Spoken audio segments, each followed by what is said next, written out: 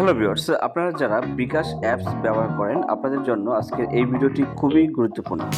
কেননা এই ভিডিওতে আপনাদের সাথে 3টি গুরুত্বপূর্ণ আপডেট শেয়ার করব, যে আপডেটগুলো আপনাদের অনেক উপকারে আসবে।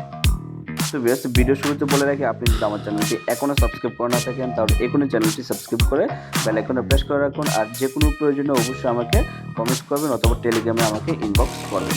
ইনশাল্লাহ আমি আপনাদেরকে রিপ্লাই করার চেষ্টা করব। তো বেশ, প্রথমে আপনাদেরকে যে কাজটি করতে হবে, প্লে স্টোর থেকে আপনার বিকাশ অ্যাপসটি আপডেট করে নিতে হবে, তাহলে আপনি নতুন আপডেটগুলো পেয়ে যাবেন। তো বেশ, এখানে আপনি যখন অ্যাপটি ওপেন করবেন তারপরে এখানে আপনি দেখবেন যে বিকাশ বান্ডেল নামে একটি অপশন রয়েছে। আপনি জাস্ট এটার মধ্যে একটা ক্লিক করবেন, তাহলে এখানে নতুন কতগুলো অপশন আপনি দেখতে পাবেন। তো এখন কথা হচ্ছে বিকাশ বান্ডেল ফি বা বিকাশ বান্ডেল সেন্ড মানি কি। আমরা সকলেই জানি যে বিকাশ এক অ্যাকাউন্ট থেকে অন্য অ্যাকাউন্টে সেন্ড মানি করলে সেন্ডম্যান চার্জ হিসেবে 5 টাকা থেকে 10 টাকা চার্জ কাটা হয়। আপনি যদি এখান থেকে বান্ডেল কিনেন, সেন্ড মানি বান্ডেল কিনেন, সেক্ষেত্রে আপনাকে 5 টাকা বা 10 টাকা করে প্রতি সেন্ড মানিকে চার্জ দিতে হবে না, আপনি আরও কম টাকায় আপনি সেন্ড মানি করতে পারবেন। তো এটা কিভাবে আমি আপনাদেরকে উদাহরণস্বরূপ বলি। আপনি যদি 100 সেন্ড মানি কিনেন 249 টাকা দিয়ে, সেক্ষেত্রে আপনার সেভ হবে 251 টাকা।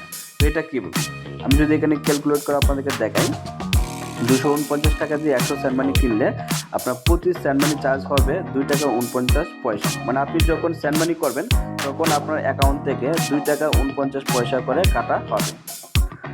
তো আপনারা যারা বেশি বেশি সেন্ড মানি করে থাকেন অবশ্যই আপনারা এখান থেকে বান্ডেল কিনে নেবেন, সেক্ষেত্রে আপনাদের সাশ্রয়ী হবে। তো এটা হচ্ছে একটি আপডেট। তো সেকেন্ড আপডেট হচ্ছে সেন্ড মানি অপশন। তো সেন্ড মানি অপশনে আসার পর আপনি এখানে নতুন আরেকটি আপডেট দেখতে পাবেন, অ্যাড ক্যাশ আউট চার্জ।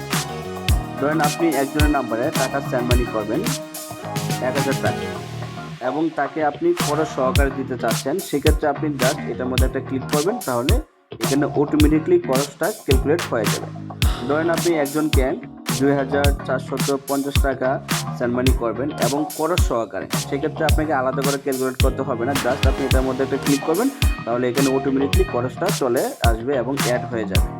তো এইভাবে খুব সহজে আপনি তাকে সেন্ড মানি করবেন, খরচ সহকারে আপনি টাকা পাঠাতে পারবেন। জাস্ট এটার মধ্যে একটা ক্লিক করলে হবে, আলাদা করে আপনাকে ক্যালকুলেট করতে হবে না।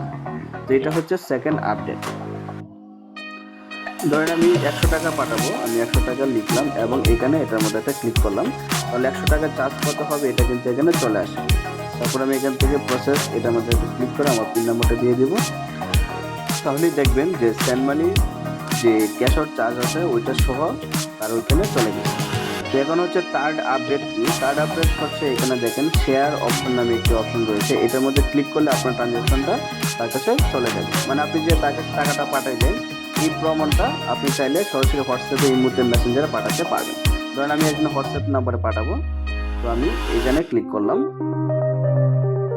তারপর এখানে ক্লিক করলে আমি যে টাকাটা পাঠাইলাম এটা প্রমাণস্বরূপ তার এখানে চলে গেছে।